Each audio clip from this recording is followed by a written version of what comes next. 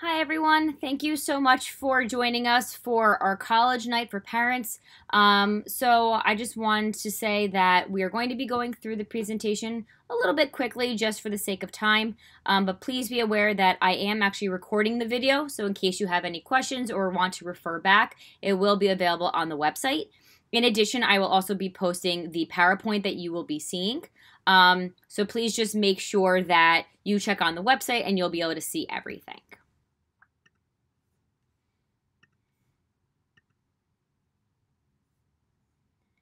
All right. So I know a lot of you, some of you are senior parents. So I kind of want to go over a little bit of everything in this presentation. It will be touching upon what a junior timeline would really look like, as well as then a senior timeline, and then we kind of go into more of the nitty gritty when it comes to the actual college application process. Please also be aware that while I am going through this relatively quickly, myself and Ms. Sanchez will be reaching out, I would say middle of November, to be setting up individualized junior conferences. And this will really be from December to February. It is an hour-long meeting with one of us as well as the student and the parent. And it really becomes a much more focused type of conversation so we can help gear all the questions really towards a particular student, whereas this presentation is a little bit more broad. All I ask is that obviously if you have any questions, I would love to be able to help. But at the same time, please just hold on to your questions until the very end, and then I would love to be able to help you. All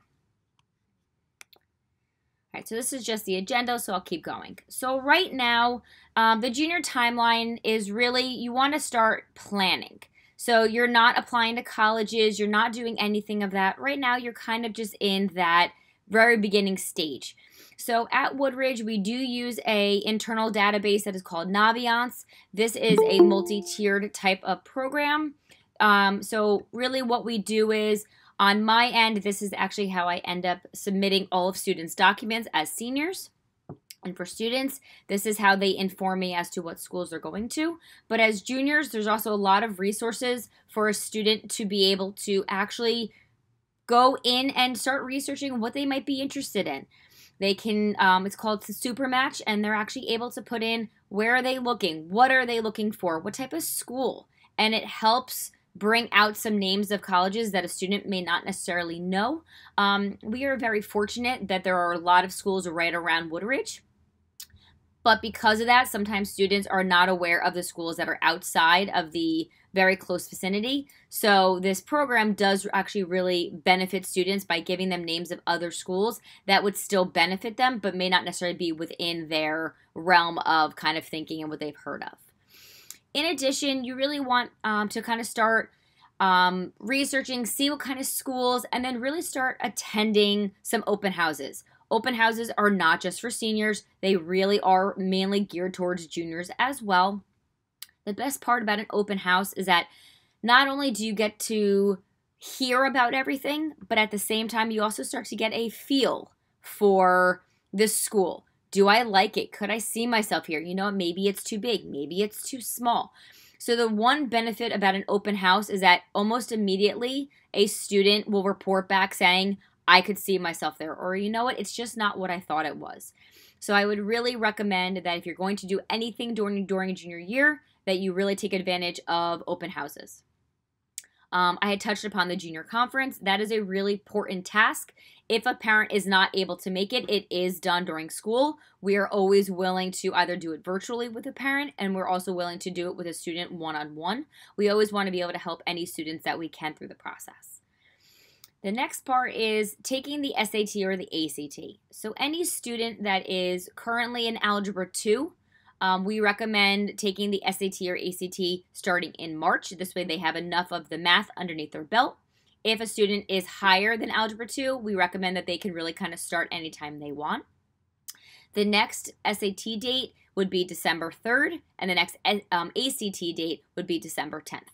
These are all available online. If you're interested in finding out more information, I'm more than willing to help out.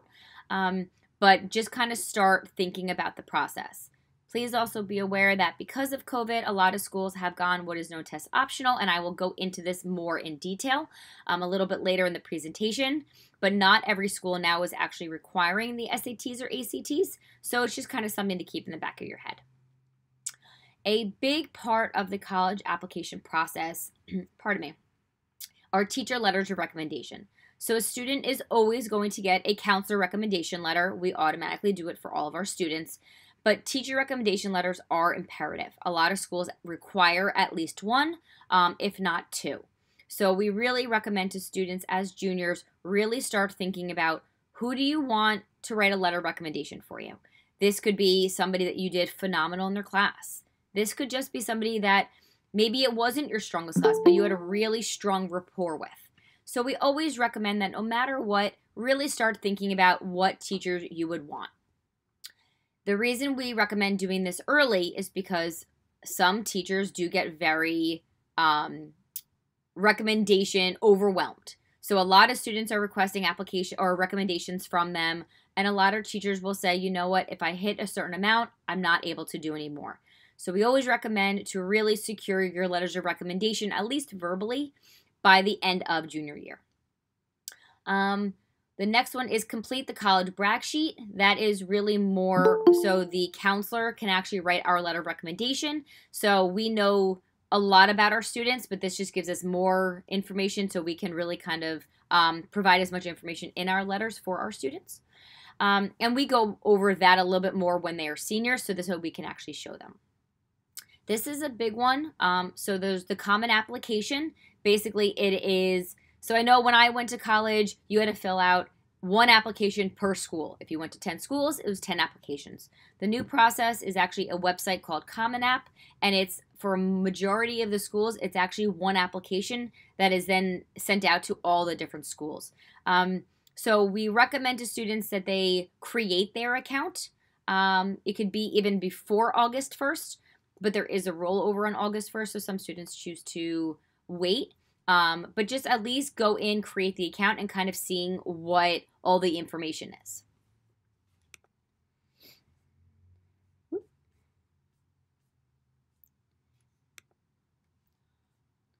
So this kind of goes a little bit more in detail as to what a junior should be doing kind of by month.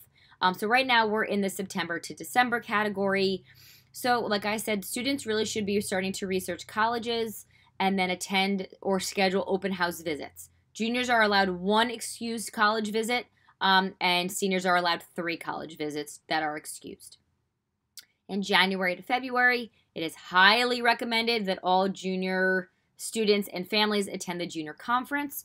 And then also during that, we also ensure that all students have their Naviance account accessible. So we make sure that they can get in. We really make sure that everything is up and running because that is going to be one of the most important aspects of the college application process. In February to June, once again, we say that students should start to schedule their SAT or their ACT dates. Even if a school is test optional, we do recommend that students take the SAT at least once. So that's really kind of when we start to suggest that. And then May to June, as I said, students really should begin to complete the teacher recommendation form and then to formally ask 2 teachers for their letters of recommendation. Unfortunately, a lot of students choose not to do this, and then when they come back as a senior, they feel overwhelmed and they're not really sure who to even ask anymore. That's why we recommend really think all junior year who you would want to ask, and then this way, by the time school is over, you then have the ability to know my letters of recommendation have already been secure. I'm good to go for the summer and then starting in September. And then this is more for the spring. So like I said, students should create their Common App account so they can start really seeing what all the different questions are. It is highly recommended that students have a rough draft of their Common App essay by the beginning of their senior year. This way they can really start working on tweaking it during school, but they're not starting to create it because it can be very daunting, especially with school starting as a senior. Students should then request 2 letters of recommendation via Naviance, and that we will help do with them. And then students must also complete the college brag sheet. And once again, we talk about how to do that in the actual junior conference. So this is now the senior timeline. So we're past September, but everybody has different deadlines, so it is okay if a student is not quite there yet. So in September, they must start finalizing their college list by adding schools to the colleges I'm applying to section. As a junior, students can add as many schools as they want to the category colleges I'm thinking about. Once they do the rollover and a student officially becomes a senior, they can now push those schools into the I'm applying to list. We do walk them through this, but that is then how they communicate with us as to what schools they are actually going to apply for. It is also highly recommended for students to attend a senior seminar with the guidance department to learn how to fill out their application and also to answer any Naviance questions. This year I did 2 seminars on just the common application, and I did 2 seminars for a Rutgers-based application that some other schools do as well, which is a slightly different process. And then also, it is very important that seniors are aware of their deadlines because every deadline for every school is different, and those deadlines are also different per student. So we always recommend don't ask your friend when the deadline is because their deadline may be different than yours. So this is now October to December, which is really where we are now. Students will begin to send out their completed applications. The first deadlines tend to be November 1st, and then they go all the way up to really the middle of March. Students will also begin to send out their standardized testing scores if their schools require them.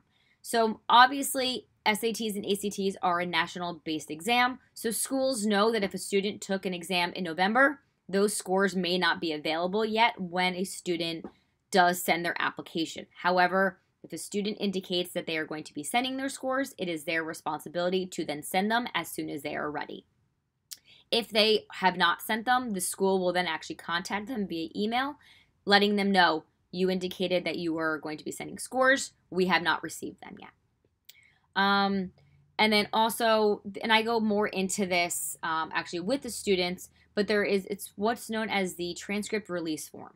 This is essentially a form that the parents and the students fill out that legally give the guidance department the ability to send out transcripts, letters of recommendation, personal information regarding a student's education.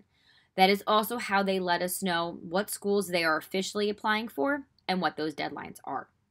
So to ensure that all documents are received by the schools in time for those deadlines, we ask that the transcript release form is given to the guidance counselor with at least 2 weeks prior to that deadline. So this way we can ensure that our letter of recommendation is completed, we have the teacher letters of recommendation completed, we have everything ready to go, and it's submitted. This way when the application is received by the school, our documents are already there, everything gets put together in a nice neat little package, and it goes over to the admissions department. And then also a very big one, so October 1st of every year, the FAFSA application is opened. I do a FAFSA night every year. The seniors this year, I did one on October 4th, and then I sent out the presentation. If any parents are interested for juniors that would like to see that presentation, just send me an email, and I certainly can send that to you over as well. But it's always open October 1st of any given year, and it is recommended that you fill it out as soon as possible because the sooner you do it, the more money you may be eligible for.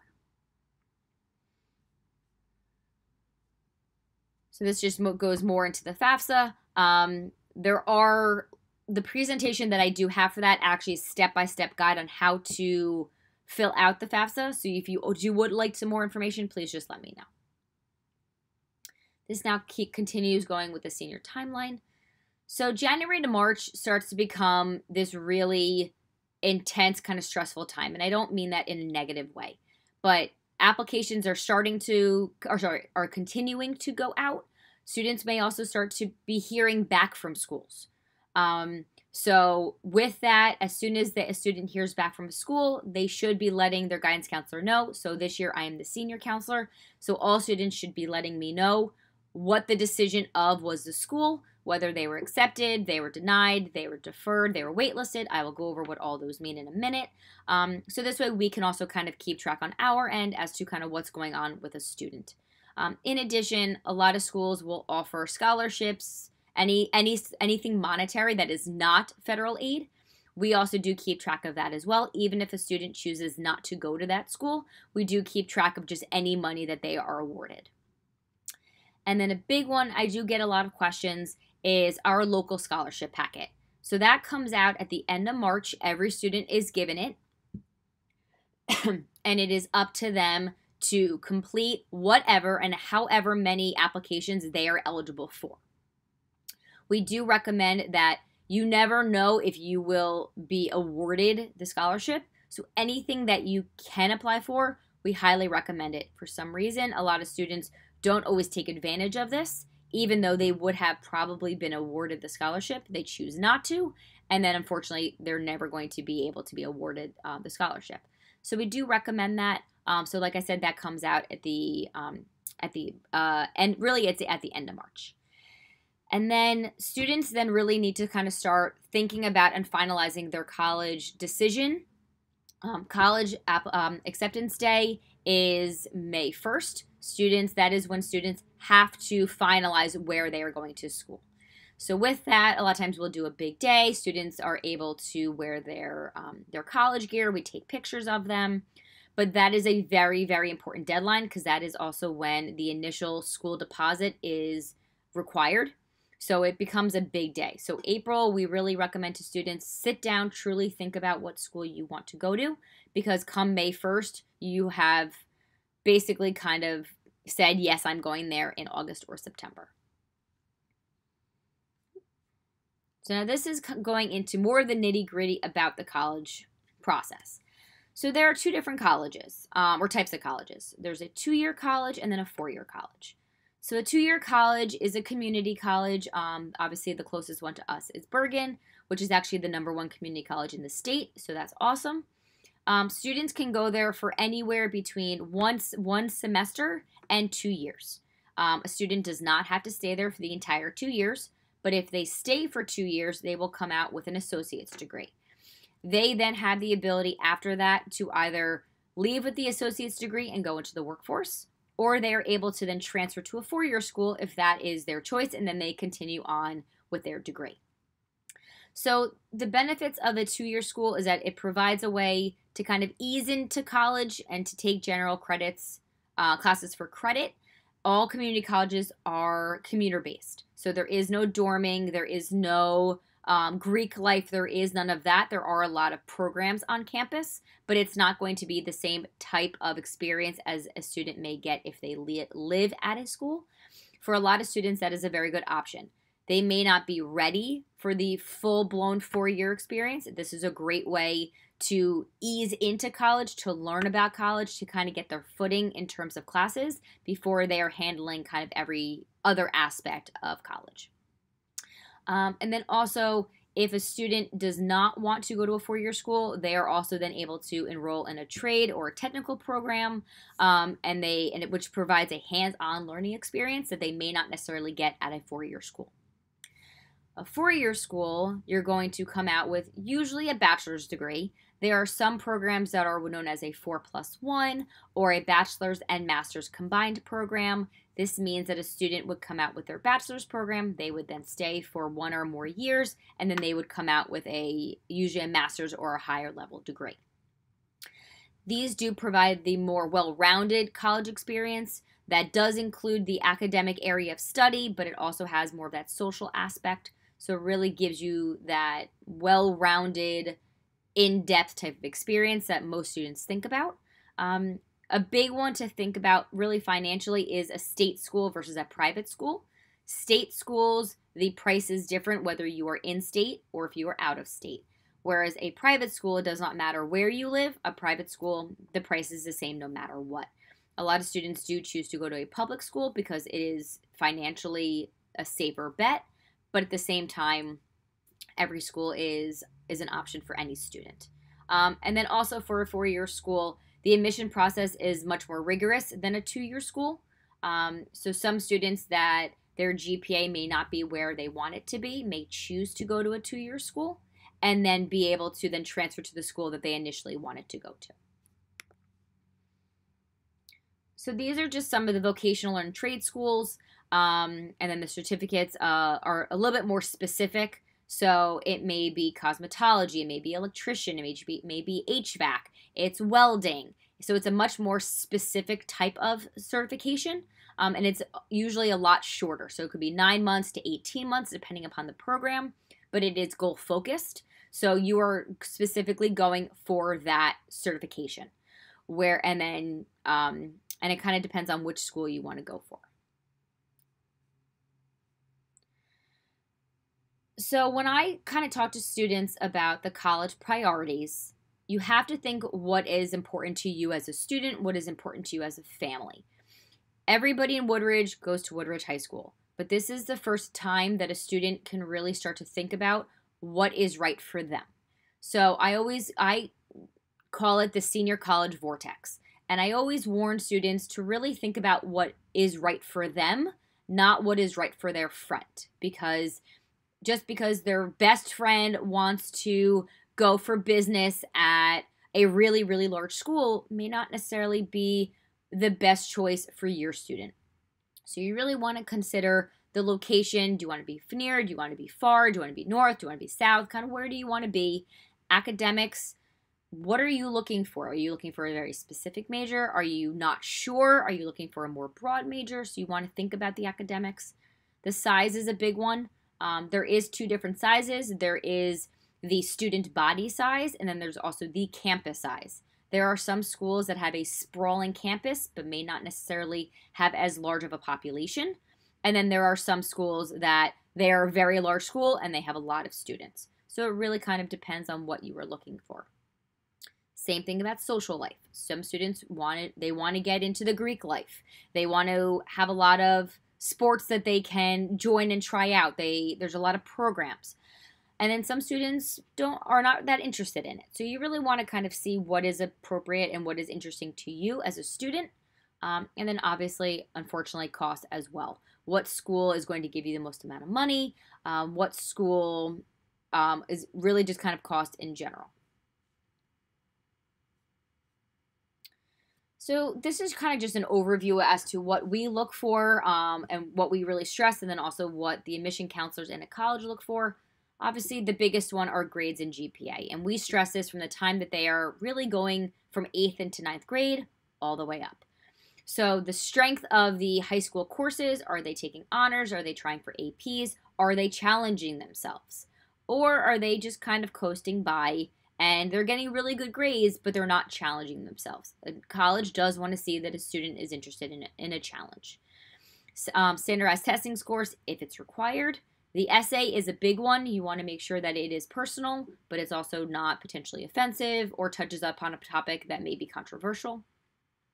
The teacher and the counselor recommendations. The students demonstrated interest. This is a very big one, and this seems to be the newest trend. Schools want to see that you have gone to open houses. Schools want to see that you have gone on tours, that you have done question and answer sessions. They want to see that you are interested in them. And that a lot of times will really separate the student that gets in from the student that does not. It's not always guaranteed, but you really want to show that I want to go there. This is what I'm doing to show that I want to go there, other than just another student that chose to apply. Personal accomplishments. This is a really great way for a student to kind of toot their own horn. If they're on honor roll, if they were voted as captain, if they received an award, any kind of accomplishment, this is a really good place to put it, because admission counselors like to see that a student is very well-rounded and they are doing things that they are able to get accomplishments through. Personality characteristics, I feel like that kind of speaks for itself.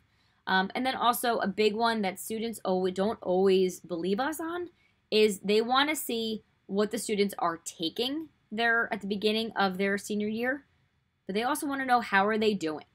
So a lot of times students don't realize that we do send mid-year transcripts. That means that the beginning half of the senior year, colleges will see those grades. And a lot of times students think, oh, well, my senior year grades don't count. They do.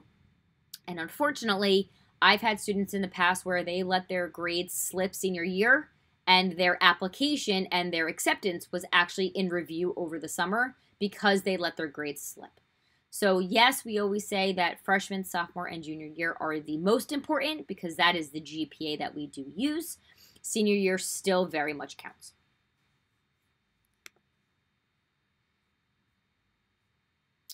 So this kind of just goes over the difference between the SAT and the ACT. Obviously, here we do give the PSAT 10 and we do give the PSAT NMSQT or PSAT 11. The juniors actually took that last week.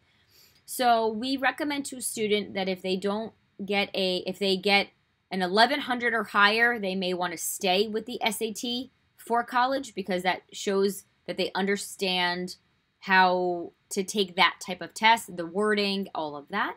If a student is below 1100, that is perfectly fine. There is also the ACT. It's just a different type of test. The wording is different. What they're looking for is different. So we recommend to a student that is below the 1100, absolutely go for ACT. We have students do significantly better on the ACT than the SAT, and to colleges, they are equal. So there is no reason to take one or the other. We recommend to students really take whatever they are going to be able to perform best in. These are just kind of some of the SAT deadlines, and then the second one would be ACT. So just so everyone is aware, we are an SAT testing site. However, we are not an ACT testing site. The closest ACT testing site currently is Nutley, but we do give the SATs here. So this is what I was referring to what is known as test optional. So test optional means that a college or a university does not require the SAT or the ACT. So if a student, let's say a school is looking for an 1100 and the student has above that, we recommend sending the scores. It looks good. They are above what the school is looking for. Toot your own horn.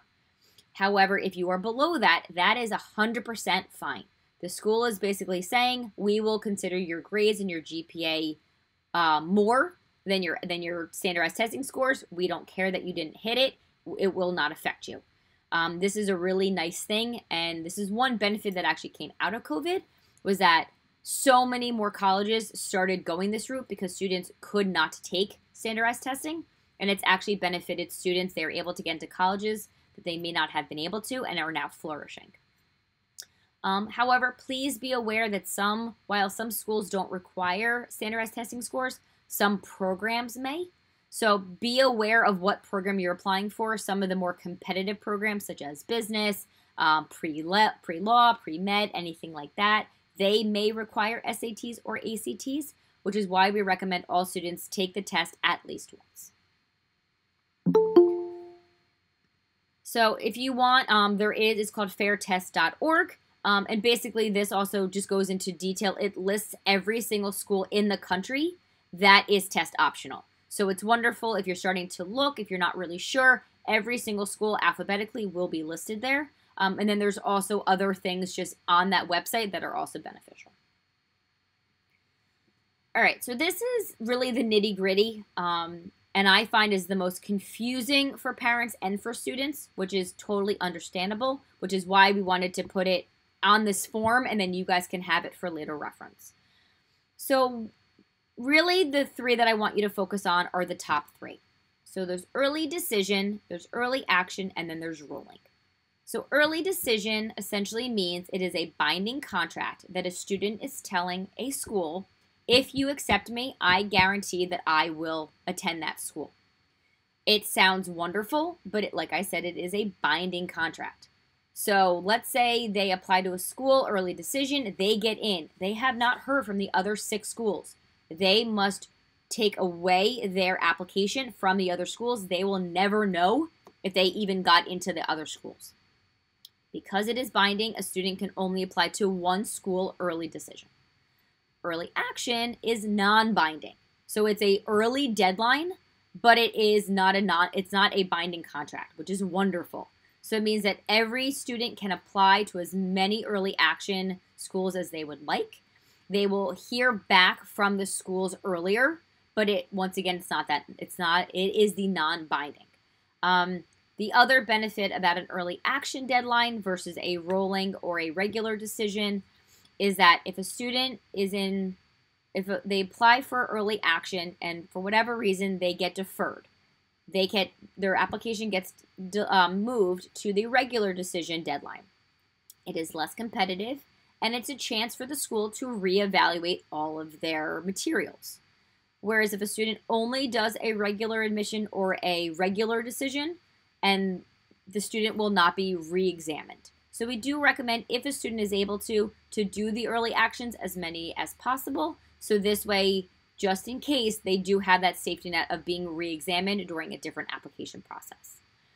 The rolling admission is used by some schools that basically, as soon as it comes in, it starts to get evaluated. It's really a first come, first notification type of program. They are always within the admissions process, whereas other schools that have these very firm deadlines, that is different. If a deadline is November 15th, they will not start looking at applications until that deadline passes, whereas a rolling admission will always constantly be looking. So we always recommend to students, please be very aware of what the college jargon and the deadlines are, because that is probably the most important thing to determine when they need to apply and everything else. And then some schools also have priority decision. Really what this is in terms of scholarships and financial aid packages, everything, they say if you apply by that priority decision deadline, you will then be able to access all of these other components. Whereas if you do a regular decision, you may not necessarily be able to, you may not necessarily be awarded as much money or anything like that. So we always recommend to really do as early or priority deadlines as you can. Obviously, some schools you can't, and we totally understand, but we do always kind of stress it for the reasons that I have already gone over. So these are two other ones. One is deferred and one is waitlist. So deferred means that they could not make a decision based off of the initial document sent under the early action or early decision program. So essentially, they push it off to the regular decision pool. A lot of times with this, they may then ask for a mid-year transcript. So they want additional information to see how a student is doing. They may want just additional information from the student in general. And then they will then start to put them through the process again. The regular decision deadline is less competitive, so we have had a lot of students get in on a regular decision, even though they were deferred. It does not mean that they were denied. It just means that their application, they want to revisit it. And then waitlist means that for whatever reason, a school is very interested in a student. However, the spaces have essentially already been filled by the other students. So a student that is put on a wait list will be notified after March 1st. Please be aware, hey, let's say they accepted 1,000 students and only 500 students actually accept the acceptance. Then they will start reaching out to the next 500 students on the wait list, and they will keep doing that until they fill all of their seats. The problem with the wait list is that by the time you will be notified that you are being accepted off the wait list, you will have already had to put down a deposit on another school. If you're okay with losing that deposit, usually it's about $250, then you're absolutely able to decline the initial acceptance and then take the wait list acceptance. But I always like to kind of just put that out there. We then kind of go into what type of schools are you looking for? So there's a reach school, a match school, and a safety school. So a safety school is essentially what it sounds like. It's a school that, based off of your grades, maybe your SAT scores, everything, a student is well above what that school is looking for. A match school means that what they are doing and what they have in their documents matches what the school is looking for. And then a reach school means that their record, their GPA, everything falls slightly below what a school is looking for. We really recommend that a student has a balanced list. So we do recommend that they have at least, this says one, but I say usually at least two from each category. If you're going to have extra, I don't recommend putting it in the safety school. There's no reason to have 5 safety schools. You're going to get into them, really only pick 2. I'd rather student apply to more reach and match schools than an additional safety school. Please be aware that a student and a parent can apply to as many schools as they do wish, but it's very important to remember that most schools do have an application fee, and it ranges from about $50 to $80. So it can really add up financially. So we always like to kind of put that out before a student starts to apply to a lot of schools. And then this actually changed a little bit. So this is the Common App, and it's what I referred to earlier. It's that common application that the majority of schools do utilize. The students essentially fill it out once, and then they send it individually to the schools that they want. I do work on this. We will do a junior seminar in June. We will start working on this with the students. We will then also pick it up again in September when we do the senior seminar. But we do recommend that students, they create their account. Then it does say in here the syncing. We do all of that with a student. They don't have to do anything like that. But if a student wants to go in and create their account and start working on the questions, and you also get to see your essay questions, then you can then take advantage and really work on it over the summer.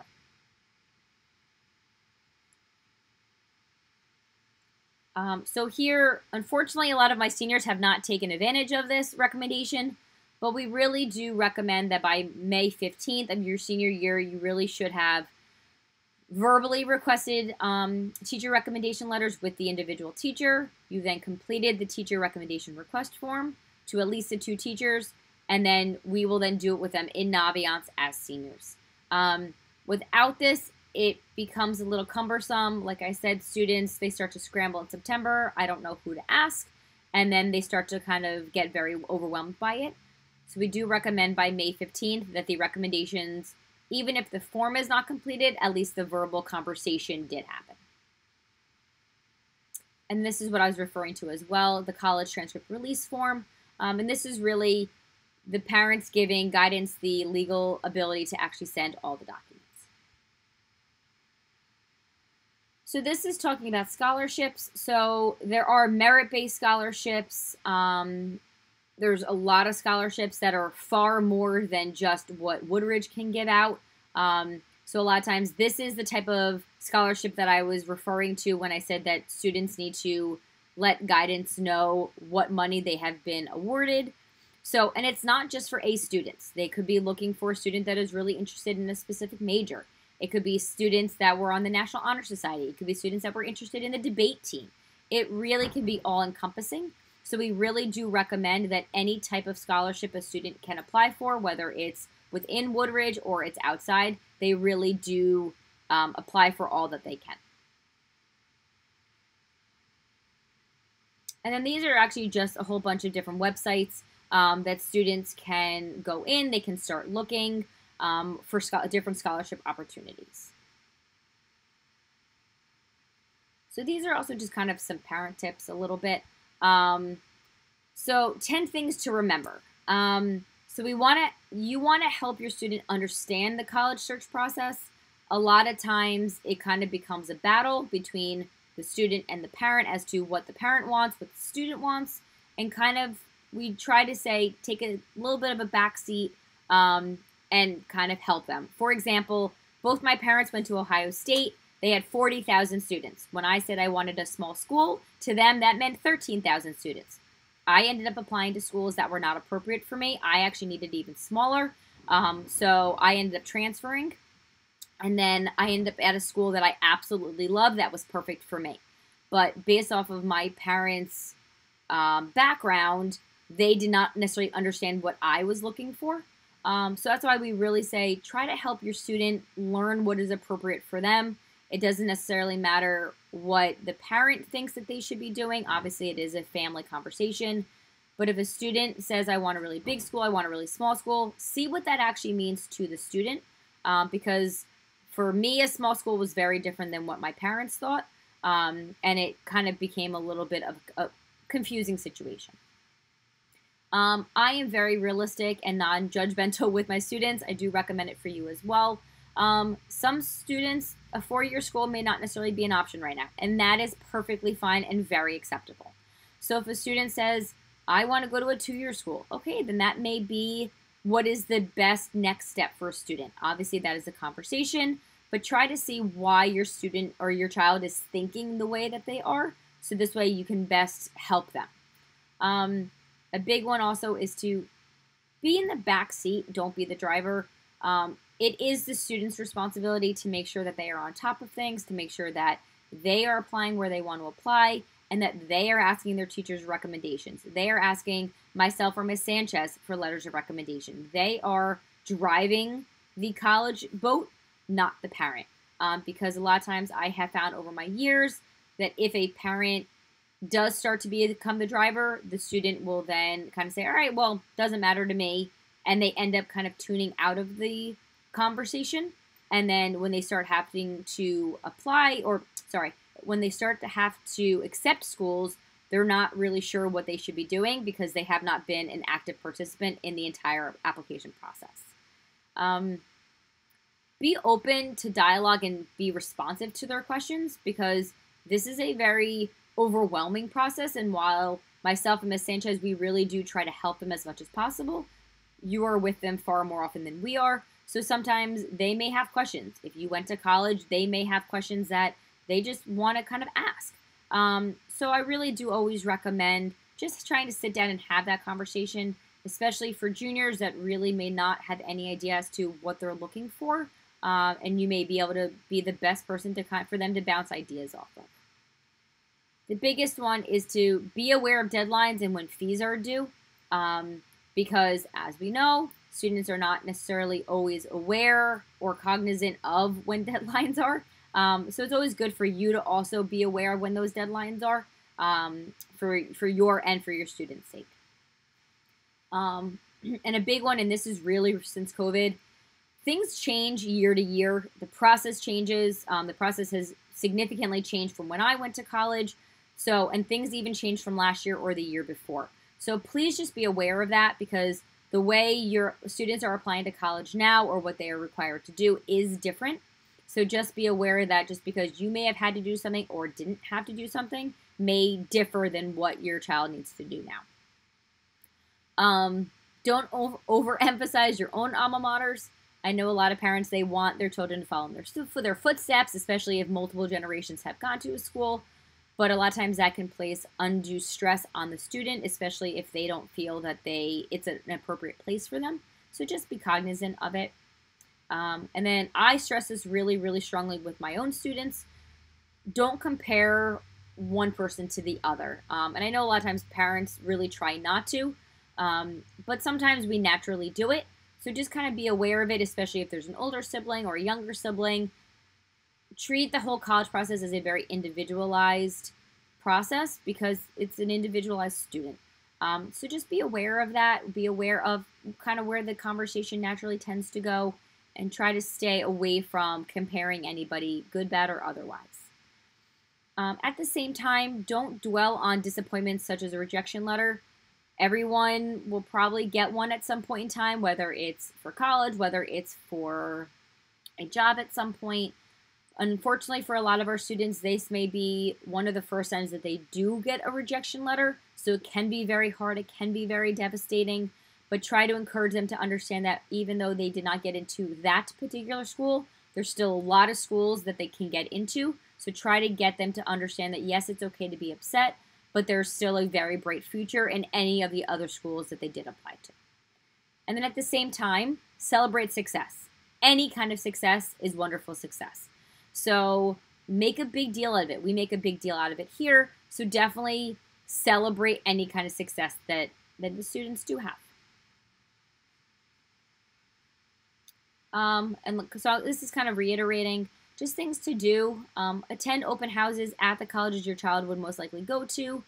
A lot of schools actually do have virtual open houses. So if a student, I always recommend start with a virtual open house. If you like it, then do a physical open house. If you like it again, then do a college tour, and keep going a little bit more and more specific, because then this way the child can start to envision themselves there, or they may say, you know what, it's really just not sitting right with me. It's the best way to really start to decide where they want to apply, because if they have a notion of where they want to go and they go to the school and they don't like it, that's one less place that they need to send an application fee to. In addition, prepare information needed for the college application. A lot of times the college, like you may need a driver's license, you may need just parent information, sibling information. So I do recommend at least sitting down with your student and looking at the Common App or the other types of applications, just because there are some parent and sibling information that are required. So then this way everybody is kind of on board and everybody knows really what they need to do. Like I said, sign up for the ACT or the SAT if you would like to. I do recommend that every student takes it at least once. And then be sure as a senior to maintain your first marking period grades. So as a junior, we stress junior year is by far the most important year. This is when your GPA will be solidified, and that is the GPA that the schools are going to see. So, but like I said before, if a school wants to see how a senior is doing, they don't want to see that all of a sudden you had a straight A student and now their senior year, they're starting to drop down to the B's or C's range. So we really do stress to maintain first and second marking period grades, because those are going to be the grades that those schools are going to end up seeing if they want more information. And then applying to college is a team effort. So this just kind of goes into what myself and my department is responsible for, and then what either the parent or the student is responsible for. So the guidance counselor will submit the official transcript directly to the schools. We also have to provide a school profile to the schools so they know what our grading scale is. They know how many honors or AP courses we have. They know what size we are as a school. So we have to provide that. We will automatically do a counselor recommendation. We will then also submit the 2 teacher recommendations. We will not request them, but we will submit them on the student's behalf. And then any other forms that are needed to accompany the application. And this could be volunteer hours. This could be an outside recommendation letter from a coach or a teacher from a different school or anything like that. But then when it is time to send the materials, the parent and or child, you need to hand in the signed college release form, transcript release form. So this way we then can send out all the information, and then any additional form that must be a part of the application. So a student is responsible for the entire application, submitting it, paying for it, everything like that, and then getting guidance, the transcript release form, so this way we can then send all of our documents as well.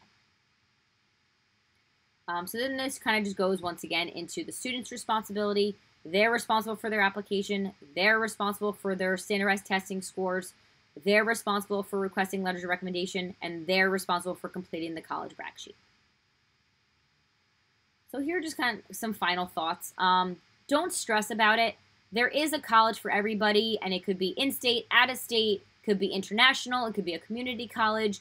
There is somewhere for everyone, and we really try to tell the students, once again, it is an individual thing. So please don't stress that you didn't get into Rutgers. Rutgers is not appropriate for everybody. There really, truly is a college for everybody. It's 100% okay if the student has not decided on a major. Everybody knows 16, 17, 18 years old. It's very hard to come up with a major, especially now, and that's okay. Some students feel that they're doing something wrong if they don't have a designated major, and that's not true. So we really do try to stress, if you are undecided, that is perfectly fine. Sometimes it's actually even more beneficial to go in undecided, because then they will be able to take classes in a broad sense of different subjects versus going in as a specific major and then really only focusing on those types of courses. And then to also stay in touch with the child's guidance counselor. So this year I have all the seniors because I don't necessarily always know what a student is trying to do. So I really like to touch base with the students. So this way I'm on the same page as them. I don't want to hound them if their application deadlines are not coming up yet. But at the same time, I want to make sure that all my ducks are in a row. So then this way, when their deadlines do come up, we're all in the same boat. And like the bottom says, the guidance department really is the integral part of the college application process. We are here to obviously help the students, but we're also really here to help the parents as well, really from the beginning stages up through the final decision as to where they want to go. So please understand that while, yes, this is the student's college experience or application experience, we are really here to help everybody. So at this point, if anybody has any questions, please, please, please feel free to ask them. I do encourage anybody to ask questions. If you're not necessarily sure or you don't want to, you can obviously always send me an email as well, and I can always get back to anybody. So at this time, does anybody have any questions? Feel free to unmute yourself, and you can then just ask.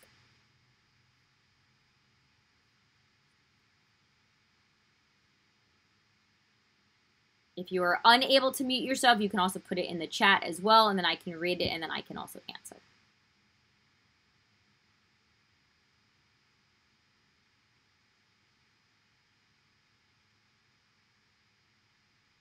Okay. So if nobody has any questions at this time, we will wrap everything up. I just want to reiterate that I will be putting the recording as well as the presentation PowerPoint up on the website probably tomorrow, and then this way everybody has access to it. Like I said, if anybody has any questions, please feel free to reach out to me. I'm more than willing to help in any step of the process. At the same time, also be checking for emails from myself or Miss Sanchez in terms of setting up a junior conference. Those emails will come out in November for then beginning in December through February. I just want to thank everybody for coming. I really do appreciate it. And I hope you guys all have a wonderful evening. Thank you.